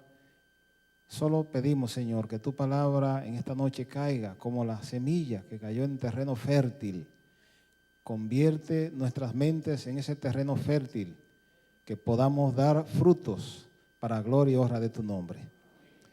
Señor, si hay alguien, alguna familia, Señor, nuestra, que está en el camino equivocado, Señor, ayúdanos a que de ahora en adelante nosotros podamos convertirnos en sus guías. Ayúdanos, Señor, a sacarlos, que no nos quedemos inmóviles, sino que podamos movernos, que podamos accionar, ya que hemos participado de estas grandes verdades. Señor, que tú nos ayudes a convertirnos en canales tuyos. Bendícenos, Señor. Bendice nuestros hermanos católicos, bendice nuestros hermanos pentecostales, los testigos de Jehová, todos, Señor, ayúdanos a través de tu Santo Espíritu para que podamos comprender esa verdad que está tan clara en las palabras, en las Sagradas Escrituras, y quita cualquier espíritu de confusión, espíritu, Señor, de ceguedad, de ceguera espiritual, y danos, Señor, un espíritu abierto y un espíritu claro. Y ahora, Señor, que nos vamos a nuestros hogares, que la gracia del Padre, del Hijo y del Espíritu Santo esté con nosotros desde ahora y para siempre, en el nombre de Jesús. Amén. Bendiciones para todos, un feliz sueño, y por favor no se olviden, mañana le esperamos nuevamente a las 7:30. Saludos a todos los hermanos y amigos que nos